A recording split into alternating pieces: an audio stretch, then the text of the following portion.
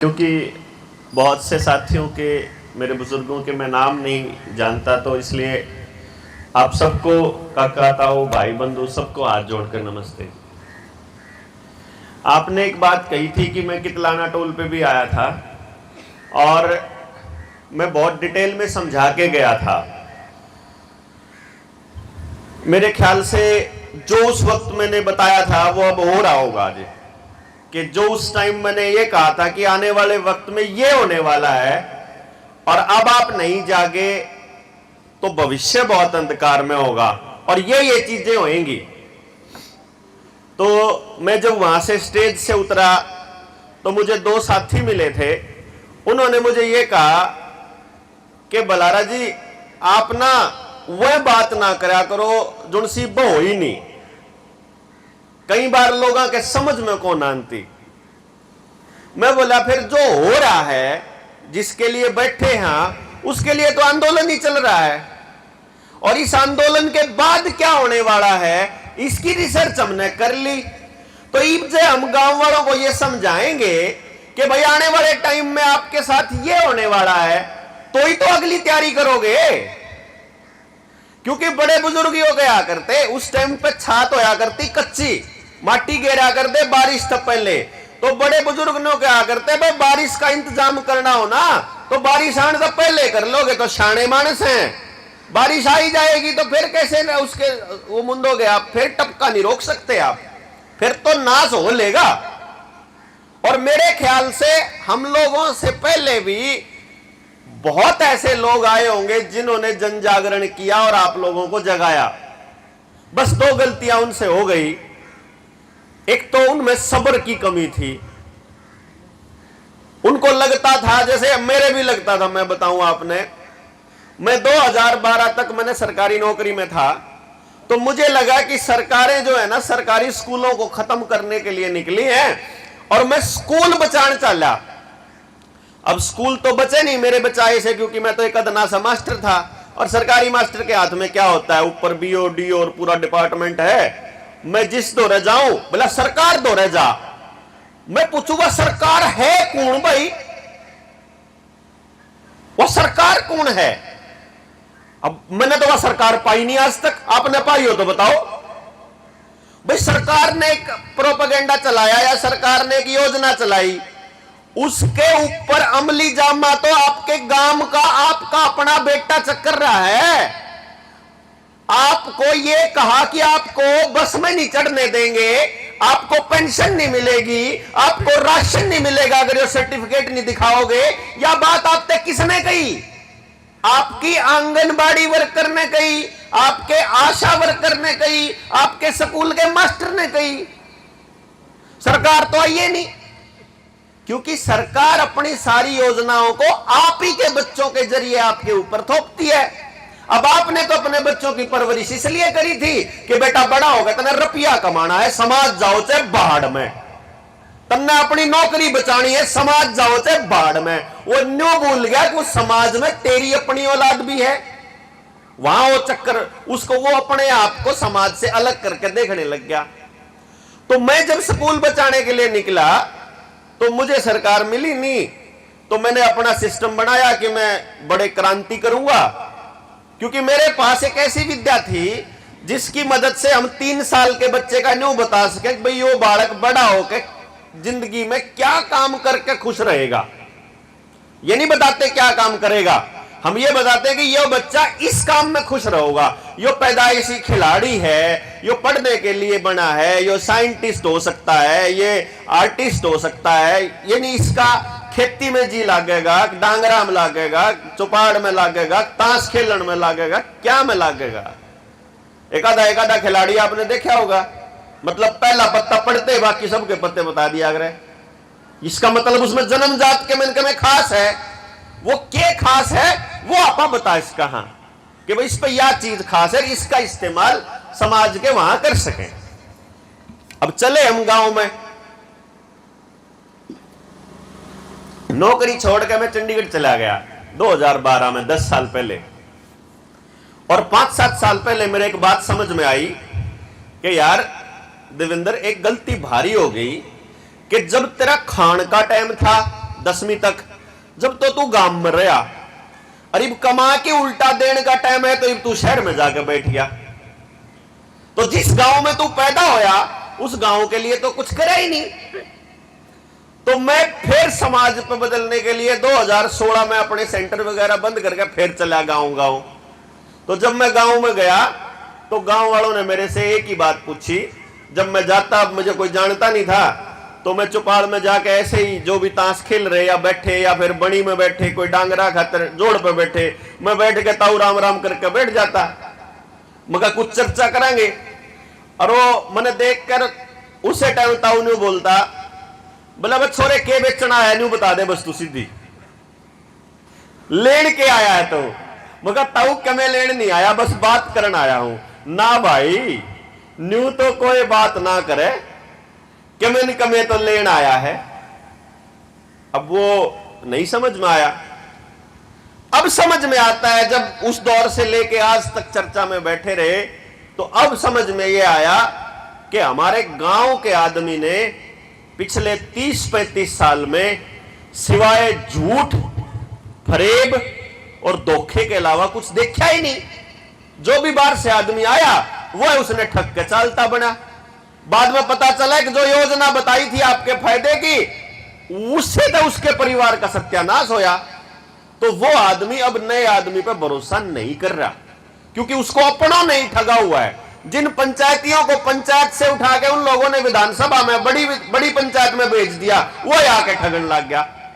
तो अब किस पे भरोसा करें भाई?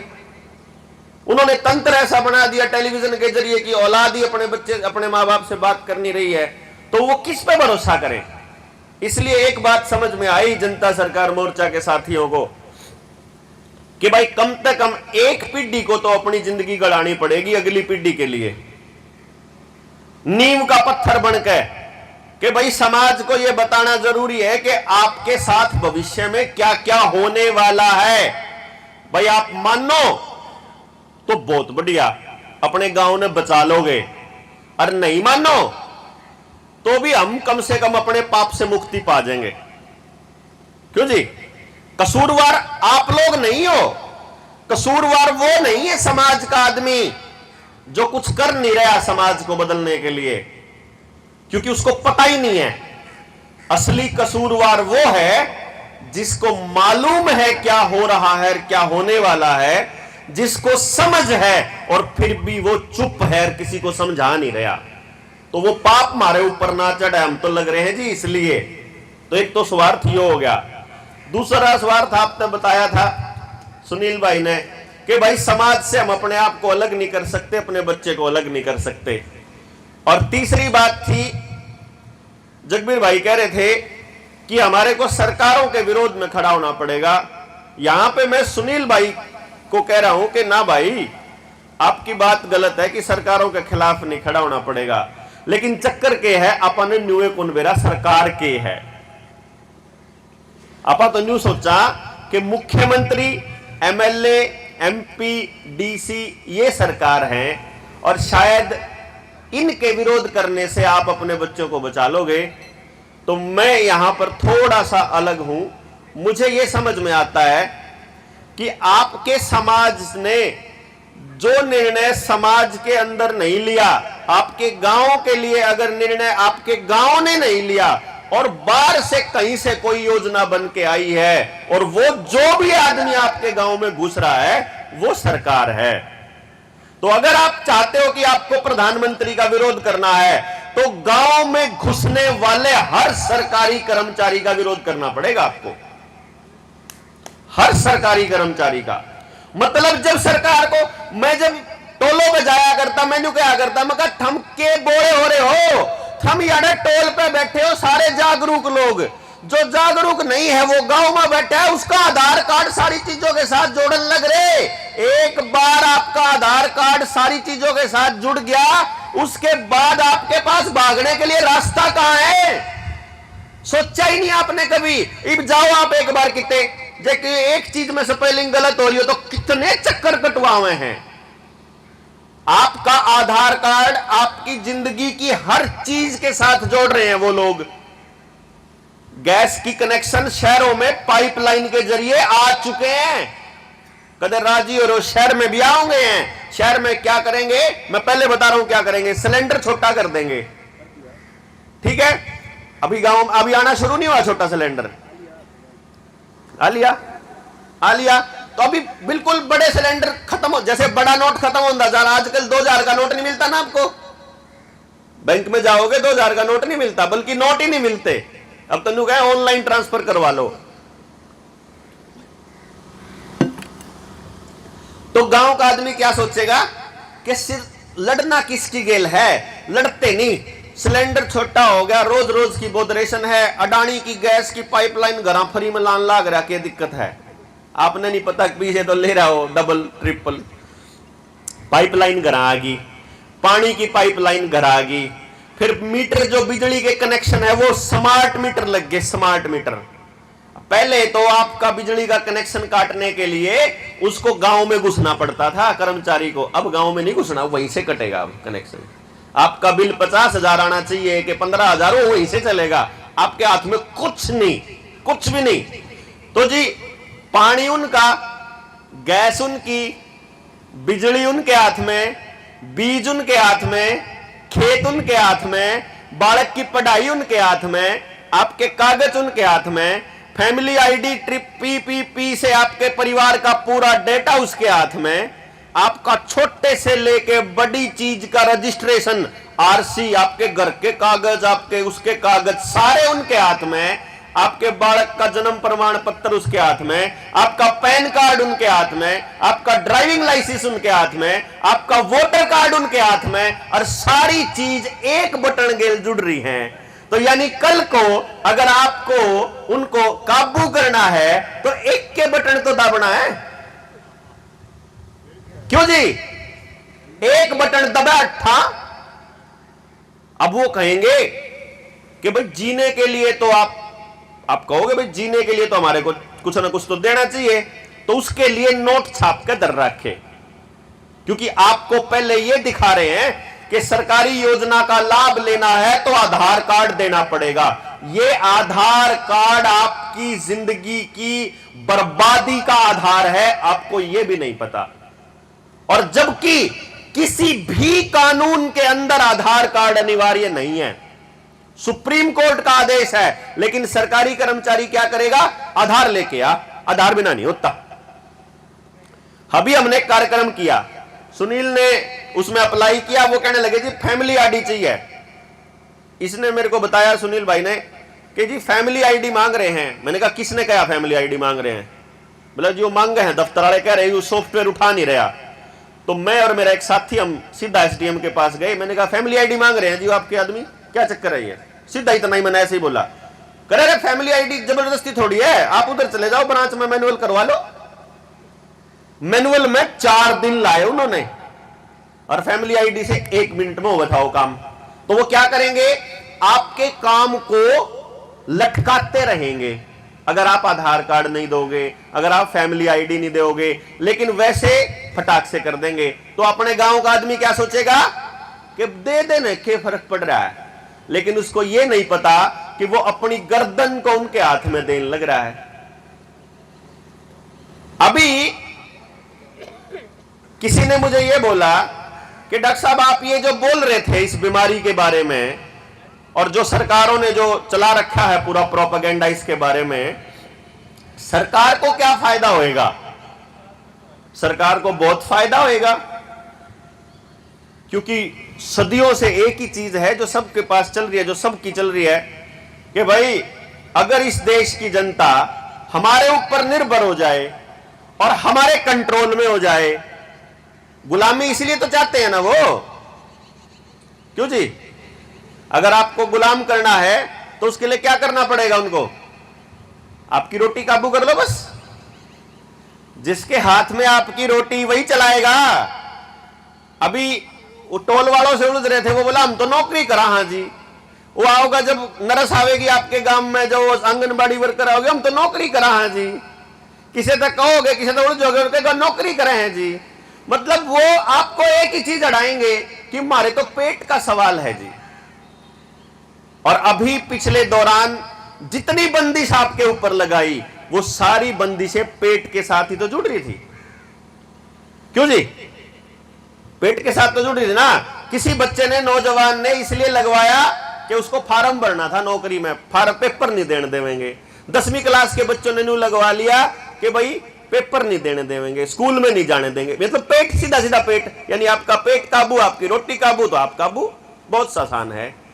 गांव पहले स्वतंत्र था, गुलामी के दिनों में भी गांव था जो आजाद होया करता। कोई आओ, मुगल आए, अंग्रेज आए, कोई आओ, गांव का राशन गांव के पास पूरा अपना पड़ा रहा करता। अपनी व्यवस्था थी, अपना कोई चक्कर नहीं, किसी के ऊपर कोई बंदिश नहीं।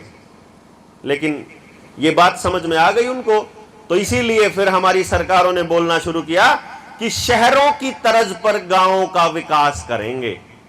गांव को भी शहरों की तर्ज पे, जैसे शहर में कोई किसी ने नहीं जानता, जैसे शहर में कोई किसी ने नहीं पूछता, जैसे शहर में सिर्फ पैसा पैसा पैसा चाहिए होता है, जैसे शहर में सिर्फ और सुविधाओं के नाम पे सब कुछ है लेकिन आदमी डिप्रेशन में है, वैसा ही गांव को बनाएंगे।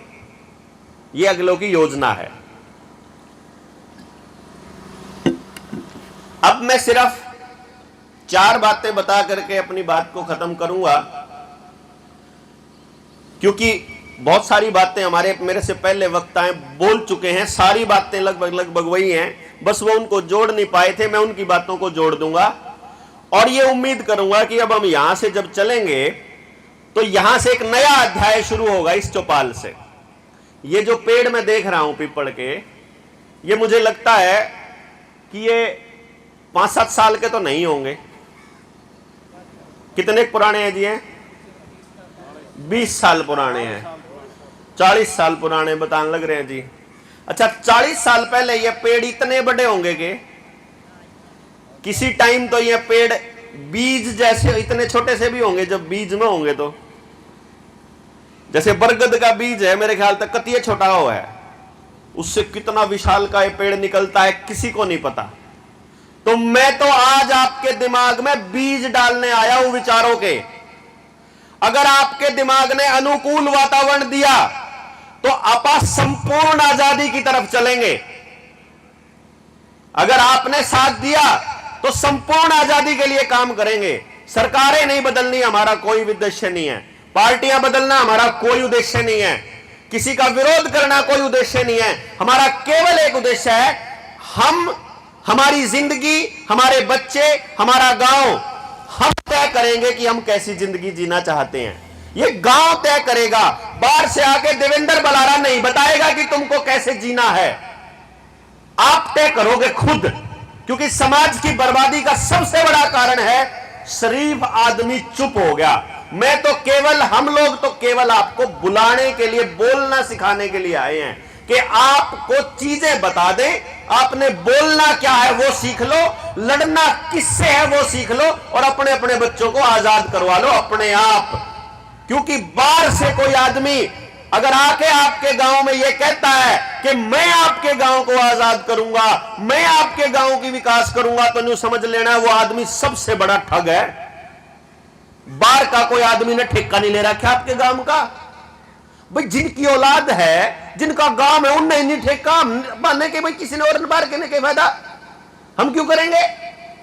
तो इसका मतलब क्या हुआ, आपका गांव है, आपकी बर्बादी होने लग रही है। अगर आप अपने बच्चों की आबादी चाहते तो आपको ही करना पड़ेगा। करना कैसे है वो काम जनता सरकार मोर्चा बताएगा, सिर्फ कैसे करना है। हम करेंगे नहीं किसी के लिए, हमारा आपसे रिश्ता कभी भी पैसे का नहीं रहेगा। ना हम गांव में पैसा देवा, ना हम गांव में पैसा लेवा, ना हम दान लेवा, ना हम वोट लेवा। हमारा मकसद क्या है कि भाई मेरा बच्चा इस गांव से जब गुजरे, भूख लग रही हो तो उसने रोटी जब खाऊंगी जब गांव समृद्ध होगा, जब गांव एक दूसरे पर भरोसा करता होगा। जब गांव में नशेड़ी होंगी तो मेरे आड़े का ये गला कटेगा। क्यों जी? तो इसलिए मैं वो 4 बातें बता दूं कि आपके गांव के ऊपर नजर कैसे है। गांव में 4 तबके हैं मुख्य तौर पर, सिर्फ 4 तबके। उससे बाहर कोई तबका हो तो मुझे बताना। एक तबका है जमींदार तबका, जो खेती करता है, जो जमीन से जुड़ा है सीधा। क्यों जी? दूसरा तबका है दुकानदार तबका, व्यापारी तबका जो है। वो दुकान कर रहा हो, चाहे मोटरसाइकिल ठीक करने की, चाहे वो अपनी किराने की, चाहे वो सामान बेचने की। तीसरा तबका है नौकरी पेशा आदमी, जो नौकरी करता हो, और प्राइवेट या सरकारी। और चौथा तबका है गरीब आदमी, मजदूरी करने वाला, जो राशन कोटे से लेता है। यही तबके हैं जी, चार। हाँ जी।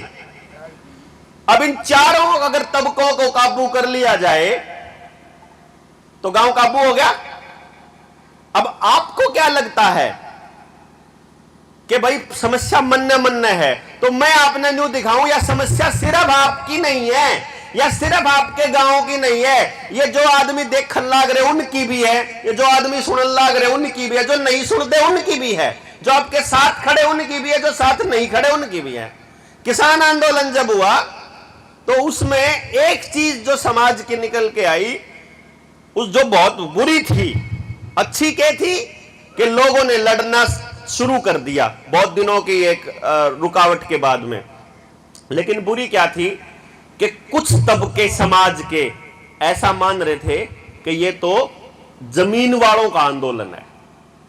नाम किसान आंदोलन था, लेकिन असलियत में वो जमीन वालों का आंदोलन नहीं था।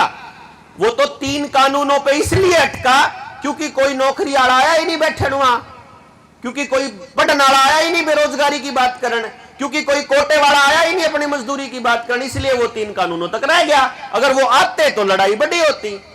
तो मैं अभी चारों तबकों को बताता हूं कि आप लोग कैसे कैसे आपके बच्चे बर्बाद होने वाले हैं। जमींदार की सारी जिंदगी 2 चीजों पर चलती है, उसको जो 2-3 चीजें चाहिए, उसका खेत, उसके डंगर और उसका पानी। इसने ये 3 चीज मिल जाओ, वो अपनी जिंदगी बड़े प्यार से काट सकता है। खेत, 99% किसानों का खेत बैंक में गिरवी पड़ा है। बालक की पढ़ाई के नाम पे जो पैसा लिया था, अब वो उल्टा देने का ब्योंत नहीं है, ब्याज ब्याज पे उल्टा देखा हुआ है। वो 6 महीने में फिर उल्टा ले आने का, क्योंकि किसी पता लिया हुआ है 2-4 दिन खातर, फिर उल्टा दे हुआ है। यो काम किसान कर रहा है जमीन के साथ। पानी उसका बिजली के ऊपर आधारित है, अगर बिजली नहीं तो पानी भी नहीं। उसके लिए नया कानून आ रहा है, शायद आपको पता ना हो, भूमि अधिग्रहण कानून। अब यह कहता है कि आपकी जमीन को अगर अधिग्रहण करना है सरकार ने, तो आपकी इजाजत की जरूरत नहीं है। पता होगा ये बात का। पहले क्या होता था कि मान लो या चौपाड़ और ये 4 घर चाहिए किसी कंपनी ने, तो पहले क्या होता था, 70% जो लोग हैं वहां रहते हैं, उनके सिग्नेचर, उनकी सहमति चाहिए थी एक्वायर करने के लिए। लेकिन आज आपकी अकेले की भी जमीन एक्वायर करनी है तो आपकी इजाजत की जरूरत नहीं है। डीसी रेट आपके खाते में पहुंच जाएगा, सरकार पे आपका खाता है, आपका आधार कार्ड है, और आपको कह देंगे 1 महीने भीतर खाली करो, नहीं तो बुलडोजर चला के खाली करांगे। ये तो है भूमि का खेल। फिर है पानी का। पानी का नया कानून आ रहा है, जिसके घर में समर्सिबल है 10,000 रुपया साल का देना पड़ेगा उसको। जिसके घर नहीं तो समर्सिबल काट दो, आपको पानी फिलहाल फ्री दे देंगे, बाद में चालू होएगा, क्योंकि आधार कार्ड के साथ आपका बैंक अकाउंट भी जुड़ा हुआ है, तो आपके खाते में से अपने आप कट जाएगा। इन्होंने पीछे ट्राई भी किया था, आपका अगर गाड़ी का चालान हो गया तो सीधे कट जाएंगे, आपका टोल देना है तो सीधे कट जाएगा, आपका कोई और जुर्माना है तो सीधा बैंक से कट जाएगा। ये इन्होंने ट्राई कर लिया, और आप लोग चुप हैं, तो इसलिए सरकारों को लगता है कि ठीक है भाई, ये भी गुलाम होने के लिए पूरी तरह से तैयार है। डंगर रखने की अनुमति आपको आने वाले टाइम में नहीं मिलने वाली है। कोई अगर किसी का बैम हो तो गुजरात और राजस्थान के अंदर कानून बन चुका है विधानसभा में। मैं ये नहीं कह रहा हूं बनने वाला, यहां भी आएगा वो कानून कि आपका डंगर शहर में नहीं जा सकता। दूसरा कानून है, 1 से ज्यादा गायें नहीं पाल सकते, 1 से ज्यादा नहीं पड़ेगी। अगर 1 से ज्यादा गायें पालोगे तो कमर्शियल कनेक्शन लेना पड़ेगा बिजली का। यह कानून बन चुका है। आपके लिए कानून आ रहा है, आप लोगों के लिए, कि जिसके घर में 2 मेंबर हैं और 4 भैंस हैं, तो सरकार ने कहेगी ये चारा का भैंस का दूध पी तो सकता नहीं हो, इसका मतलब यू बेचा है, तो उस जीएसटी भरना पड़ेगा। 4 भैंसा के हिसाब से मिलने का इतना। यह कानून आ रहा है नया, क्योंकि ये कैलकुलेशन करने लग रहे हैं, इसीलिए आपके डंगरों का भी आधार कार्ड बना दिया इनने, और कान पे लगेगा ना फास्टैग सा। फिर गांव का पानी, पहले तो आपको क्या किया, आपके तालाब से दूर कर दिया, आपके जोड़ सबके बर्बाद कर दिए। गांव के पास जोड़ होया करता जिसने हर साल वो रिपेयर करके ठीक कर लिया करते।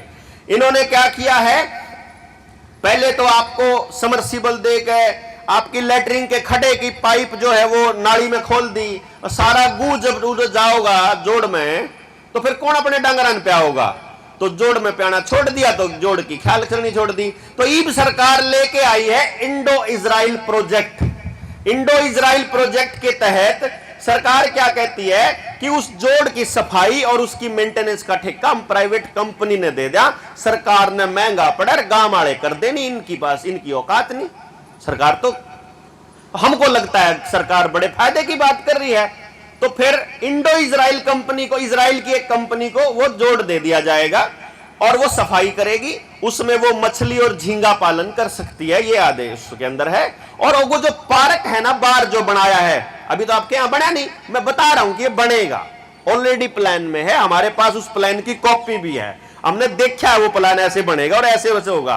तो उस पार्क के अंदर बड़ी अच्छी अच्छी लाइटें, बड़े अच्छे रोड, बड़े अच्छे पेड़, ऐसा लगेगा वो गांव चमका दिया कति, ठीक है। और फिर उसके बाद वहां पर अगर आप सैर करोगे तो आपसे टैक्स लेने का भी उस कंपनी को अधिकार है। जैसे अभी स्टेडियम के अंदर 100 रुपए और 300 रुपए मिलने का इन्होंने टैक्स लगा के चेकिंग करी थी एक बार शुरू में कि बस चेक कर रहे हैं। जब ये किसान धीरे धीरे मैनेज हो जाएंगे ना, किसान मैनेज होने में कितना टाइम लगेगा। जितने आज किसान नेता बने हुए हैं ना, जितने भी, जो गरीब मैं बन रहा हूं, मन तो बेराग नहीं होने वाला, इसलिए मैं तो उनके जाल में फंसू नहीं, लेकिन जितने भी किसान नेता बन रहे हैं 2024 में आपने इन्हें की टिकटा पे चुनाव लड़ते दिखाऊंगा मैं, आप देखोगे इन्हें की टिकटा पे। तो आपका सबसे पहले तो यो धर्म होगा कि जब ये नेता जोड़ बन रहे हैं, जब ये चुनाव लड़े, मैं भी अगर चुनाव लड़ूं तो सब बड़ी गोबीन की खोदनी है कि पहली तम नहीं देखांगे ला, तमी समाज के ना बका कि फिर उन्होंने की गोदी में जाके बैठो। क्योंकि कांग्रेस की आ जाइयो, आम आदमी पार्टी की आ जाइयो, उड्डा की आ जाइयो, चौटाला की आ जाइयो, सरकार उन्हें की बनेगी जिनकी बन रही है। आपने लगे कि आप सरकार बदलो, क्योंकि वोट दे दिया, वोट देकर आप चुप होकर बैठ जाओगे ना, पूछ दे नहीं कुछ अपने नेता ने, फिर नेता किसका गुलामी करेगा, उसी की गुलामी करेगा जो उन्हें रुपये देगा, जो अगला चुनाव लड़ने के पैसे देगा।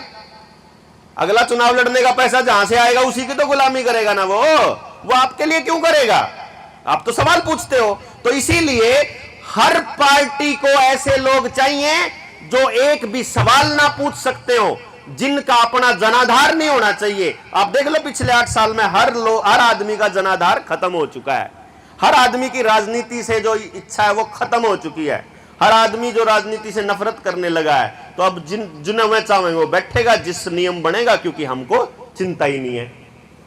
अच्छा जी, अभी मैं आपको जो बता रहा था कि पानी का हो गया, खेत का हो गया, डंगरों का हो गया, बीज का तो आपको मालूम ही है। बीज का नया कानून आ रहा है कि यदि किसान अपने बीज को कहां से खरीद के लाया है इसका सबूत नहीं दे पाया तो 3 साल की कैद है। यानी आप अपना बीज उगा ही नहीं सकते, ये कानून आएगा। क्योंकि वो क्या कहते हैं कि हमारा जो बीज है उसमें प्रदूषण कम हुआ है, आपका जो बीज है उसमें प्रदूषण ज्यादा हुआ है। लोग सोचेंगे हम तो डंगर रख लेंगे, तो डंगर नहीं रख सकते। लोग सोचेंगे चलो गैस महंगी हो जाएगी तो हम अपने गुस्से लकड़ी जला लेंगे। आप गुस्से लकड़ी जलाओगे तो आपके ऊपर इतना महंगा जुर्माना आपके खाते से कट जाएगा, आप सोच भी नहीं सकते। पहले हम पराली के ऊपर 1 करोड़ रुपए वाला टेस्टिंग कर चुके हैं, ये अभी समझ गए जी। अब आप बता दियो आपके पास अपना क्या बचा, नथिंग। किसान जीरो। किसान की जमीन कैसे लेंगे, ये आखिरी लाइन होगी मेरी। दूसरी बात, दूसरा तबका है दुकानदार तबका। अब ये बोतल है, मान लो ये दुकानदार कंपनी से खरीद के लाया 1000 रुपए की, आप ही के गांव का कोई दुकानदार है, क्या ये इसको 1000 से कम बेच सकता है? अगर बर्बाद तो होना हो तो बेच सके, लेकिन अगर जो उसने कमाना है तो नहीं बेच सकता ना 1000 से कम में। तो मैं उसके पास जाता हूं कि भैया दुकान या बोतल दे दे, उसने बोला 1100 रुपए। मैंने कहा यार 1100 रुपए, मैंने अपना मोबाइल चेक करा, ऑनलाइन देखी ऑनलाइन तो या 900 रुपए की है भाई, ऑनलाइन तो 900 की, और मेरे गांव का दुकानदार देने लग रहा 1100 की। अब मैं उसको क्या कह रहा हूं, तू तो लूट मचा रहा है, या देखिए ऑनलाइन तो या 900 की है। और दुकानदार का यार आ ही नहीं सकती, होलसेल का रेट है 1000 रुपया का, तो और मैं 100 रुपये भी नहीं कमाऊं तो कैसे करूंगा।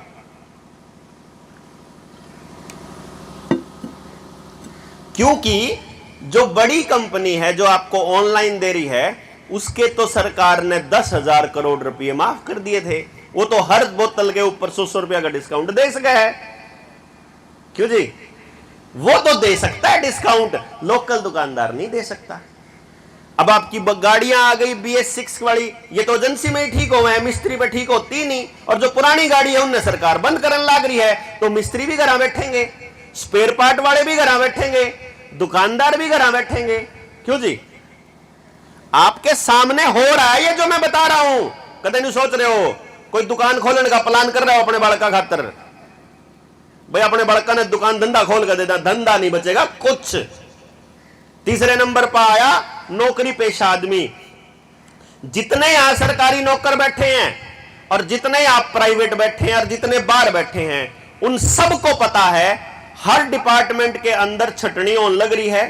जो लोग VRS लेने लग रहे हैं, धक्के तो नौकरी छोड़ने का प्रेशर बनने लग रहा है। डिपार्टमेंट के डिपार्टमेंट बंद होने लग रहे हैं, मर्ज होने लग रहे हैं, बैंक बंद होने लग रहे हैं, डिपार्टमेंट प्राइवेटाइज होने लग रहे हैं। जितनी पोस्ट एक बार रिटायर होगी, दोबारा उन पोस्टों पे कोई भर्ती नहीं है। यहां तक कि पुलिस में भी टेम्परेरी भर्ती के तौर पे PSO SPO भर्ती होने लग रहे हैं। होमगार्ड वाला पुलिस वाला काम देने लग रहे हैं। इसका मतलब आने वाले टाइम में पुलिस का काम भी CCTV कैमरे करेंगे, ट्रैफिक पुलिस का चालान काटने का काम भी CCTV कैमरे करेंगे, दुकानदारों का काम भी आर्टिफिशियल इंटेलिजेंस करेगी, और नौकरी करने वाले मैक्सिमम लोग केवल और केवल कंप्यूटर पर बैठने के लिए चाहिए। उनको काम करने के लिए कोई आदमी नहीं चाहिए, उनके पास ऐसी मशीनें तैयार हो चुकी हैं। तो मतलब सरकारी हो चाहे प्राइवेट, 90% नौकरियां खत्म होने वाली हैं।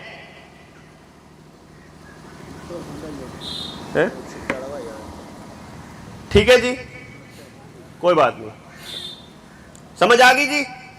आपका कोई डाउट है इसमें कि ऐसा नहीं होगा? जब किसी ने न्यू लग गया है कि ऐसा नहीं होगा, तो भाई थोड़े दिन वेट करो और आपको तमाशा नजर आएगा। अब आगे चौथे नंबर पे, चौथे नंबर पे थे वो लोग जो राशन वाले से राशन लेते हैं, गरीब आदमी है, मजदूरी करके काम करता है। मजदूर के पास मजदूरी आज के टाइम पे मनरेगा के अलावा कहीं नहीं बच रही। बच रही हो तो बता दो जी, क्यों? वह भी ठेकेदारा ने ले ली। तो मजदूर के पास मजदूरी कर, क्योंकि हर जगह पे मशीन का इतना इंटरफेयर हो गया कि मजदूर की जरूरत नहीं है। तो मजदूर को गुजारा चलाने के लिए पहले राशन मिला करता था, उस राशन में से तेल कट चुका है, उस राशन में से दालें कट चुकी हैं, कई जगह पे चावल कट चुके हैं, कई जगह पे अभी बचे हुए हैं। थोड़े दिनों में पहले चावल कट जाएगा और फिर गेहूं कट जाएगा, और आपके राशन वाले उन लोगों को बोला जाएगा कि तुम्हारे खाते में पैसे आ जाया करेंगे, तुम उसका दुकान से खरीद लेना। शुरू शुरू में वैसे ही सब्सिडी आएगी जैसे गैस की आया करती थी, और बाद में ऐसे ही सब्सिडी आएगी जैसे आजकल आती है, किसी के 10 पैसे, किसी के 15 पैसे। ये हो गया मजदूर काल। कोई तबका बचा क्या? कोई जात बची हो, कोई धर्म वाला बचा हो, कोई जमीन आड़ा, या कोई नहीं बचेगा। जिस जो गांव में सबसे बड़ा जमींदार होगा ना आपके गांव में, उसकी जमीन भी बैंक पे पड़ी है, ध्यान दियो। कोई हो चाहे आपका, हमने नहीं पता, वहीं पड़ी है, और मैक्सिमम कर्जदार है। लोगों का बच रहा था घर। उन्होंने सोचा भाई खेत तो चलो कोई बात नहीं, खेत की तो रजिस्ट्री होती है, घरों की कभी भी गांव में रजिस्ट्री नहीं थी। हमारे पुरखों ने बड़ा इंतजाम किया था कि घर के कागज नहीं बनाने भाई, रहन खातर तो जगह रहने का सब ना हक है, तो कोई दे के ले कुकरी न्यूर न्यू करके भाईचारे के हिसाब से चला ले। इन्होंने लाल डोरा तोड़ के घरों की रजिस्ट्री भी कर दी, और जिनके बैंक अकाउंट की स्टेटमेंट देख के बैंक वाला का फोन कट देसी आ जाए जी, घर पे भी लोन ले लो ना। आंदे होंगे फोन, बैंक वालों के भी रेगुलर फोन आते हैं, लोन ले लो ना, लोन ले लो ना, लोन ले लो। डांगरा पे ले लो, सोने पे ले लो, जमीन पे ले लो, ट्रैक्टर पे ले लो, एक बार उतर गया तो बोल के ले लो, कार पे ले लो, प्राणी पे ले लो, नई पे ले लो, क्या पे ले लो, लोन ले लो, लोन। ये लोन वाला के खेल है, यो किसी के समझ में नहीं आया।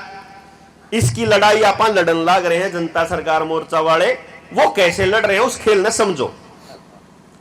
बस यूं समझ लियो, आपके सब समझ में आ जाएगा। मान लो मैं बैंक हूं और मैंने 100 करोड़ रुपए छाप लिए, 100 करोड़ छाप लिए। अब मैं इस पैसे को घर पे तो रखूंगा नहीं, बैंक में तो रखूंगा नहीं, मैं इस पैसे को लोन पे दूंगा, ब्याज पे दूंगा, जमींदारों को लोन दूंगा। लोन दे दिया मैंने, 100 करोड़ रुपया बाजार में दे दिया। अब मैंने 2-3 बातों का जवाब दो, मैं कितने रुपये का मालिक? 100 करोड़ का। मेरा रुपया मार्केट में कितना जी? 100 करोड़ मार्केट में, मैं 100 करोड़ का मालिक, ठीक है जी। अब मैंने उस पर ब्याज लिया 10% का, तो साल भर बाद इस हिसाब तय, साल भर बाद मेरे कागजा में कितना लिखा जाओगा? 110 करोड़। मैं कितने का मालिक?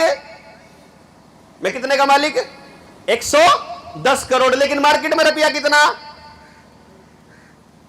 मार्केट में कितना है? 100 करोड़ है भाई। न्यू तो है नहीं कि जो 100 करोड़ दिया तो ब्यावेगा और रुपये होंगे उनके, ऐसा तो नहीं होता। वो तो 100 करोड़ रहेगा, लेकिन मैं मालिक बन गया 110 का। लेकिन क्या होता है, बैंक को जब पहली किस्त मिलती है ना पैसे की, वो फिर उसको ब्याज पे दे दिया करे। फाइनेंस का काम किसी भाई ने करा हो तो उनने बेरा है कि वो साल भीतर रुपया दुगना बना लिया करें। जो डेली फाइनेंस वाले एरिया शहरा में छोटे छोटे खुले थे, क्यों जी? कागजा में तो उनके पास पूंजी तो लाई थी उनने लाखे रुपये, साल भीतर उसके 10 लाख भी बनाया पाओ कुछ तो। समझते हो गए यो ब्याज वाला खेल? मारे बड़े बुजुर्ग ने क्या कर दे, ब्याज लेना और देना पाप है, पाप मानना करते, क्योंकि उनको इस खेल का पता था कि जो आदमी ब्याज पे देगा उसका तो रुपया हवा में बने, और जो ले रहा है उसका नया उत्पादन कुछ है नहीं, तो वो मरदा चला जाओगा लेने वाला, और जो दे रहा है वो ऊपर जाता जाओगा। तो आज के टाइम पे ये क्या होता है, आमतौर पे 50% के हिसाब से बैंक अपना रुपया डबल करा करे। तो पहले साल अगर 100 करोड़ था तो अगले साल 50% के हिसाब से मैं बन जाऊंगा 150 करोड़ का मालिक बैंक, और जो जिनने ले रखा था उनके पास मात्र 100 करोड़ रुपए हैं। तो धीरे धीरे क्या होगा, मैं मालिक बड़ा बनता जाऊंगा, हवा में रुपये बनते जाओगे और आप गरीब होते चले जाओगे जिस तरह दे रखा है। तो इसलिए गरीबी की जो ये खाई है ये बढ़ती चली जाएगी। आज भारत की इकोनॉमी के अंदर 1 रुपए के ऊपर 9 रुपये हवा के हैं। समझे बात? 1 रुपये पे कितने रुपये? 9 रुपये। इसका मतलब समझो हो कि 10 में तय केवल 1 रुपया असली है, बाकी 90 रुपये हवा में है। हवा के रुपये उल्टे दे सकोगे मैंने? बताओ तो। हवा रुपये जब मान ले मैंने 100 करोड़ बांट रखे हो और उसमें तो सिर्फ 1 करोड़ रुपया असली है, तो 90 करोड़ वाले तो न्यू कहेंगे वो हमारा तो देना है ही नहीं। तो जिन जमींदारा ने अपने किसान क्रेडिट कार्ड पे लोन ले रखे हैं, जिनकी जमीन खेत में पड़ी है, उनमें तय 90% जमींदार लोन पे ही नहीं कर पाएंगे, क्योंकि वो पैसा ही नहीं है मार्केट में।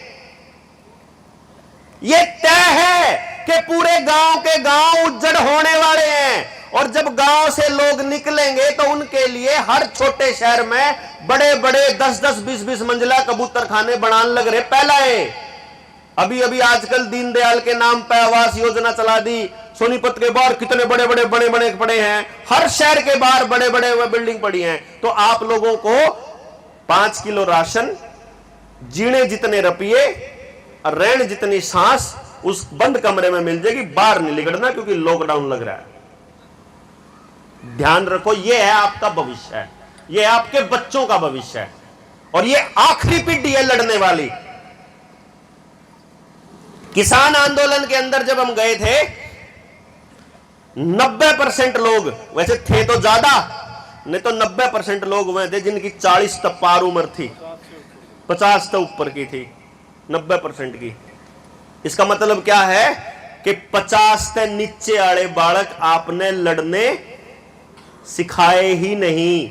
यानी कि जो लड़ने वाली जो या पीढ़ी है, इस खातर ये सुई लिया है, ये टपकन लाग रहे होंगे रोज की रोज, हार्ट अटैक, ब्रेन हैमरेज, लकवा, ये जान लाग रहे हैं। तो अगले 5-7 साल में ये 50 से ऊपर वाले जालेंगे और निचली पीढ़ी पर लड़न की ना हिम्मत, ना अकल, ना समझ, ना उन पे जमीन, ना उन पे डांगर, ना उन पे अनाज, ना उन पे पानी, ना उन पे बिजली, ना उन पे गैस, ना उनका भाईचारा, ना उन्हें समझ, ना शिक्षा, ना रोजगार, ना कुछ नहीं उन पे। देख लो आपका भविष्य कैसा है। ये मैं वो दिखा रहा हूं जो आपकी औलाद कैसी जिंदगी जीने वाली है।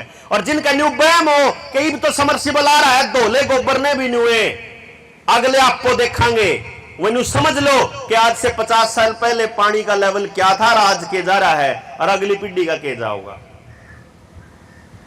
भाई इतना ही समझ लो, फालतू नहीं बताने की जरूरत। अगर समाज ठीक दिशा में चल रहा हो तो जी आप राज्य, हम राज्य, हम अपना काम करें, जहां आप अपना करे जाओ। और जब समाज गलत दिशा में हो तो पहले तो गाम राम ने मानना पड़ेगा कि हम गलत हैं, और फिर अगले नंबर पर इकट्ठे आके इसके ऊपर सोचना पड़ेगा, विचारना पड़ेगा, और सबसे बड़ी बात इसके ऊपर करना पड़ेगा, क्योंकि करे से ही होगा। और ये बात कान खोल के सुन लीजिए, गांठ बांध लीजिए, कागज पे लिख लीजिए कि बाहर का कोई आदमी आपके गांव के लिए कुछ भी करने नहीं आएगा, कभी भी नहीं आएगा। आज भी आपके गांव के लिए अगर किसी ने शुरुआत करी है तो सोमवीर है, हम तो जरिया है मात्र कि भाई वो बोला जी 2 काम है। एक तो गांव में लोग गाठ सुने हैं, क्यों का लो कच्ची कच्ची में फिरा करता, उसकी कौन मानने का बड़ा बडेरा, ठीक। दूसरी बात, भाई ठीक है, बात बताने तक तो ठीक है, हम आ जाएंगे आपके गांव में, और कोई बात समझानी होगी उस पर चर्चा करने भी आ जाएंगे, कोई सिखाना होगा उस पर भी आ जाएंगे, लेकिन करेंगे नहीं भाई आपके लिए। ये आपके पास बैद जी बैठे हैं, वो जो बीच में बैठे हैं स्वेटर पहने हुए, जनता सरकार मोर्चा के वो राजवैद्य है समझो। अब उनके पास ऐसी कला है कि वो सुबह अगर आप खाली पेट हैं तो केवल आपकी नब्ज देख करके आपके 2-2 लाख के स्कैनिंग आपकी बॉडी के जितने टेस्ट करो वे टेस्ट उड़े बैठे बैठे बता देंगे। और उसके बाद आपकी रसोई में और आपके पड़ोस में कौन सी औषधि हो सकती है जिसके लिए आपको कहीं बाहर नहीं जाना पड़े कि आप गांव में बीमारी ना पड़ो, ऐसा इंतजाम हो सकता है। लेकिन टेलीविजन ने यह दिखाया कि वैद्य जी तो माड़ी सी हालत में थे, और जो डॉक्टर था वो बड़ा कोट पैंट पहन रहा था, उसका अस्पताल भी चिकना था, और डॉक्टर तो फिर जीव न्यू कहूंगा ऑपरेशन इतना लंबा। टेलीविजन में फिल्म में आया करे नहीं, डॉक्टर निकलेगा बाहर, लाइट बंद होएगी, फिर वो बाहर निकलेगा, फिर हीरो आएगा, डॉक्टर साहब कैसी हालत है, फिर वो बताओगा जी करा है अभी देखते हैं, फिर वो हीरो जो है फिर वो अमिताभ बच्चन जावेगा, मंदिर की घंटी बजावेगा, बड़ा बड़ा खुश होगा नहीं तू जतने मेरा डब्बी मार दिया देख ले, फिर वो डॉक्टर ने बचा दिया तो डॉक्टर भगवान का रूप हो गया, और फिर आपने भी मान लिया डॉक्टर भगवान का रूप हो गया। ये भगवान जाके देखो भगवान क्यों कर काटा है? अगर मान लो गाय ते जब दवाई देनी होया करे तो गाय ते वह दवाई दिया करें गुड़ में दे, बीच में गुड़ के बीच में दे दिया रहे डिले में नहीं दिया करें, नहीं वह जब कड़वी हो तो जब ना लेन दी हो तो गाय, और किसी कुत्ते का जहर देना हो तो भी नहीं दिया करें, जब पागल कुत्ता हो कोई मिठे में दे दिया करें, जो उन्हें खांदा उसके में दे दिया, नहीं करा करें जी, यही तरीका है। तो ये न्यू देख लो सरकार जो सा मीठी मीठी पेड़ी देने लग रही है वो दवाई है कि जहर है वो समझ लो आप। आयुष्मान योजना आई, आयुष्मान योजना वो ये कहते हैं कि आपका 5 लाख तक का इलाज हो जावे है एक बार किसी मैक्स जैसे अस्पताल में या किसी बड़े वेदांता जैसे अस्पताल में जाके देखो, 5 लाख तो 1.5 दिन में हो ले, तीसरे दिन तो कहते तेरा कार्ड खत्म हो गया दे, और कितने ले आओगा वो, घर बेचना पड़ेगा उन्हें। अरे अपने गांव के अंदर अपना इलाज का इंतजाम कर लो। आपका बच्चा जब यहां से पढ़ने के लिए बाहर जाएगा ना, याद रखिए आपका बच्चा कभी भी गांव के लिए कुछ नहीं कर पाएगा, कभी भी नहीं कर पाएगा। और यही सत्यानाश की असली जड़ थी। मैं करनाल डिस्ट्रिक्ट टॉपर था अपने टाइम पे, गांव के सरकारी स्कूल में पढ़ के न और उस लेवल पे पहुंचे। और जब थोड़े से बड़े हुए तो गांव में देखा सरकारी स्कूल में 12वीं नहीं 10वीं 11वीं 12वीं नहीं। शहर छोड़ के चले गए थे 90, गांव छोड़ के शहर चले गए 90 के दशक में। आज तक उल्टा नहीं गया मैं, मौका ही नहीं लगा जाने का। जिन जिन ने अपनी औलाद तय ये कहा था कि बेटा तू तो पढ़ ले, डांगरान तो हम प्या ले आवांगे, उनमें तो 2-4% तो कामयाब हो गए। बाकी के तो ये बाबूजी बन के घर बैठे हैं, ना वो डांगरा ने प्या के लान दे, ना वो खेत में काम कर दे, सब दिन मोबाइल पे लगे रहे हैं। और मार बाबू दोनों न्यू गए हैं, यू नखट्टू इसने को ले जा सुसरे नाड़ा तक फिर धक्के थे, कुछ काम नहीं कर रहा। अगर समाज में जितना बच्चा 12वीं पास करता है या ग्रेजुएशन करता है या एमए करता है या एमएससी करता है, जो जितने भी पढ़ाई पूरी करा है, उसका केवल 1% अगर नौकरी मिलेगी, केवल 1%, तो कितने प्रतिशत है जिनको नहीं मिलेगी? 99% पक्का है। एक तो फालतू नौकरी है नहीं भाई। जो कर मान लो आड़ा कुर्सी 20 होगी या 20 कुर्सी बचा दिया अपन है, 20 तो मानस आओगे तो 20 बैठ जाओगे, 18 आवेंगे तो 2 खाली रह जाएंगी। और जब 50 मानस आ जावे तो 30 मानसा खातर कुर्सी का इंतजाम, जब है ही नहीं कुर्सी बैठा दोगे क्यों ना? तो जो पहले आ गया तो उसने मिल जाएगी, जो सिफारिशी होगा उसने मिल जाएगी। जो कोई नियम बना दिया भाई पहले बुजुर्गन बैठावेंगे तो पहले 20 बुजुर्ग बैठ जाएंगे। जो भी नियम बना दिया तो आपने अपने बड़का का कंपटीशन तो हो चाहे सिफारिश तो हो। जब 1% को ही नौकरी मिलनी है तो 99% तो मिलनी है नहीं। चाहे आप ईमानदारी पढ़ो, चाहे आप बेईमान ना करो, चाहे आप सिफारिश लाओ, चाहे आप जैसे मर्जी करो, 99 को तो नहीं मिलनी। तो आप अपने बच्चों को 99 वाली फेलियर की तरफ लेकर जान लाग रहे हो। और इससे पिछले 5-7-10 साल का एग्जाम्पल देख लो कि अगर गांव में तय 50 बालक तैयारी कर रहे हैं तो साल भर में मुश्किल तय कोई 1 बालक पास हुआ है, बाकी के 49 फिर अगले साल लागले हैं। फिर पिछले साल वाले निराश होकर घर बैठ जाए तो नए आ जाए उस लाइन में। एक बेचारा के नौकरी मिले, बाकी ने उम्मीद सी जगह हमने मिलेगी, जबकि ये पक्का है कि 99 ने नहीं मिलनी। तो करना क्या पड़ेगा? करने पड़ेंगे 2-3 काम। पहली बात, ये जो बीज है इस विचार का, ये पूरे गांव के दिमाग में डालना पड़ेगा। तो आज जब इस मीटिंग के बाद जब आप लोग मीटिंग खत्म करते हो तो सोमवीर भाई जितने साथी आके वॉलंटियरली गांव के लिए काम, देखो भाई ना तो आप अपना हमारे लिए करना, ना कोई संगठन के लिए करना, किसी भी संगठन के लिए नहीं करना। आप अपने गांव की कमेटी बनाओ। उस कमेटी का काम क्या होगा? पहले नंबर पर गांव ने इकट्ठा करके फिर ले आओ, क्योंकि जो नहीं आए उन्हें के बनाए के करने वाले हैं। मनमाने वाले नया प्रोपेगेंडा चालू करा, वही इलेक्शन लड़ने की सोच रहे हैं सरपंची का, ऐसा सोच लेंगे क्यों जी? तो पहले तो गांव की सोच पे काम करना। दूसरे नंबर पे जो वॉलंटियर गांव में से निकल करके आना चाहते हैं, गांव में ठाली बैठे हैं नौजवान बालक, उनको बताएंगे कि आप ऐसी शिक्षा व्यवस्था कैसे लागू कर सकते हो गांव में कि जब बच्चा स्कूल से पास आउट हो तो उसको 100% रोजगार मिले। 100%, एक भी बालक नहीं छोड़ना, ना गांव के सब तक अमीर आदमी का और ना गांव के सब तक गरीब आदमी का। सब तक गरीब आदमी के बालक ने भी रोजगार मिलना चाहिए, जो जिसा बालक है। तो जिस बच्चे को जैसा टैलेंट हो उसके हिसाब से कैसे रोजगार मिले, इसके ऊपर आप गांव के अंदर उनको ट्रेनिंग देवांगे, बकायदा बताएंगे कि ये कैसे संभव होगा। दूसरे नंबर पे जिन लोगों को लगता है कि उनको अपनी जमीन बचानी है, अपनी खेती बचानी है, तो ये सुनील भाई बैठे हैं, उड़े चले गए सुनील भाई, वो रे जो अभी मेरे से पहले आए थे, संजीव भाई से पहले, वो खेती पे बात करते हैं। आज वो पूरी तरह से खुल नहीं पाए। मैं बताऊं आपको, पहली बार पूरी पैदावार बिना किसी केमिकल के, अगर आपने न्यू बैम खेती कम हुआ है, अगर आप मतलब ये खाद बीज दवाई डीएपी छोड़ दोगे तो जमीन में नहीं होगा, तो बैम निकाल दो। पूरी ट्रेनिंग लेके शुरू करो अपने अपने खेत में, चाहे आधा किले तो शुरू करके देख लो भाई, 5 किले आधा किले शुरू करके देखो। अगर आपकी बराबर में पैदावार हो है तो अगली बार तो पूरी कर लो। बाहर का खर्चा कम करना पड़ेगा और अपनी फसल के लिए मार्केट देनी पड़ेगी। अगर कोई गांव का आदमी ऑर्गेनिक मतलब प्योर वैदिक विधि से अगर आप अपनी खेती करते हो बिना केमिकल की, तो बाजार हम उपलब्ध कराएंगे।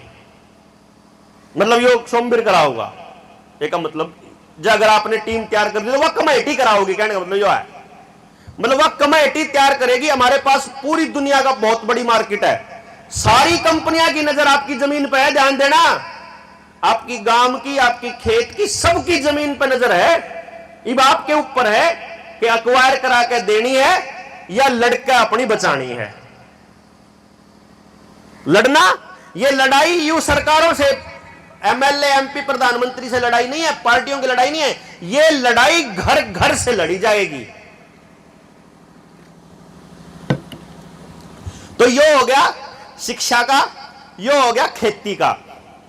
तीसरे नंबर पर होगा आपका कि अगर गांव के अंदर बीमारी हो गई तो गांव में आपके कम से कम 5 बालक इसे तैयार कर देंगे जिनने सारी बीमारियां का, बीमारी के फिर जो किस मौसम में के खाना के नहीं खाना, कैसा व्यवहार होना, उस सारे की ट्रेनिंग घर घर जाके भी देनी पड़े तो घर घर जाके भी दे दे, मोहल्ले वाइज भी देनी पड़े तो दे दे, ताकि गांव में कोई बीमार ना पड़े। अगर पड़े तो उसका इलाज गांव में मौजूद होना चाहिए। गांव में यह व्यवस्था तैयार करनी पड़ेगी गांव में, क्योंकि अभी तक हम लोगों को अपने खान पान का ही नहीं पता। अरे कोई देखिए कोई नमकीन का पैकेट पड़ा है, सांझ नांदे होंगे अड़े रोज नमकीन आड़े भी बाहर पड़ा ऊपर लेके देखिए हो रहा कोई,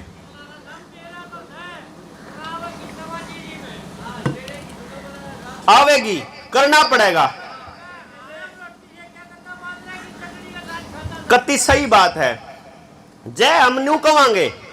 देखो बस इतना सा है ताऊ कि भाई अगर जय न्यू तो कवांगे कोई नहीं करता भाई, फिर तो अपन नाश की राही चाल पड़े। और जब अपन न्यू कवांगे बस करना पड़ेगा, और करेंगे तो होगा, है जी, तो फिर आप कुछ न कुछ बढ़िया कर सकें।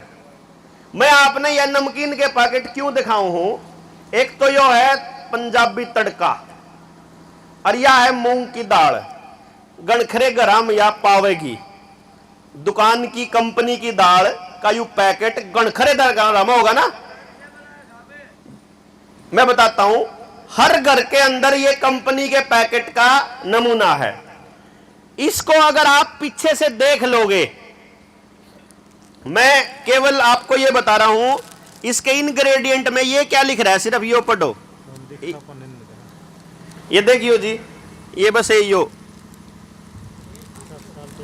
यो ऑयल, ऑयल कौन सा है, कॉटन सीड, बस यो है।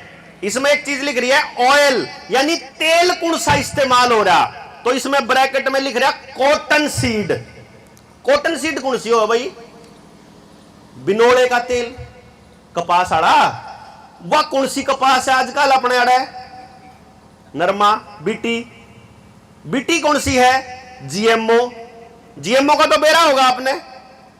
अब इतना तो सब ने बेरा कि इसमें जीएमओ है, लेकिन इस जीएमओ तक ओवे के है यो किसी ने नहीं पता, बेरा आप में तो किसी ने।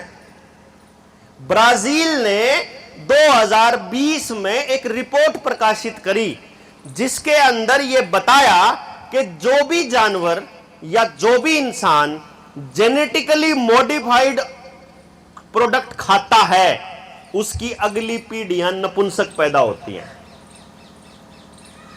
या बांझ पैदा होती हैं। यह रिपोर्ट है सरकारी ब्राजील की, उसको छुपा लिया गया और अपने तक नहीं पहुंचने दिया। तो लोगों ने जब ये पामोलिन ऑयल और ये कॉटन सीड ऑयल, ये बिनोले का तेल खाना बंद कर दिया, लोगों ने कहा कि सरसों खाया करो वो बड़ी अच्छी होती है, तो ले सरसों दे देंगे सर, जीएमओ बीटी सरसों देवांगे, फिर कल न कुछ और खाने लग जाओगे, वह भी जीएमओ ला देंगे। आप जब तक समस्या से भागते रहोगे वो आपके सामने नई समस्या लाते रहेंगे, और जिस दिन समस्या से खड़े होकर के लड़ोगे कि यह चीज नहीं चाहिए तो नहीं चाहिए और ये चाहिए तो अपनी पैदा करांगे, उस दिन गांव अपनी तरक्की की राह चल पड़ेगा। इतनी सी बात कहने का मतलब है, यही आपको बताने आए हैं। अगर ये लगता हो कि ये बालक ठीक राही पे हैं, थारे बालक ठीक काम कर रहे हैं, तो आशीर्वाद देकर अपनी टीम दो और आपके गांव में ट्रेनिंग सेशन चालू करा। अर्जन न्यू लगता हो कि भाई ये तो न्यूए घूम रहे हैं और ठीक है, भाषण हो गया आज का, आप आगे हम भी आगे और अपना वो कहा करे बौद्धिक विलासिता की तरफ अपना जितना कदम थे वो बढ़ा दिए, तो फिर भाई कुछ नहीं। क्योंकि खेती जो है ना, उस पर चर्चा करने के लिए कम से कम 3 घंटे का समय चाहिए। आपसे 1 पैसा नहीं कोई लेता। किसाना ने सारा न बुला लो आड़े चौपाड़ में, सुनील ने बुलाओ, कल्ला आवेगा, एकला, इतने सारे लोगों की जरूरत नहीं। उस खेती पे समझो के गड़बड़ है। शिक्षा के ऊपर मैं आऊंगा, हेल्थ के ऊपर आपने चाहिए, आपको वैद्य देंगे, आपको आयुर्वेद पे काम करने वाले देंगे, पंचगव्य पे काम करने वाले देंगे। आपसे कोई पैसा नहीं लेता, कोई भी आदमी तेल के भी नहीं लेवे कोई किसी से, लेकिन बशर्ते कि गांव राम तैयार होता हो। क्योंकि बाहर के किसी आदमी को कोई ख्यास नहीं है अगर गांव में नहीं है तो, यह सीधी सी बात है।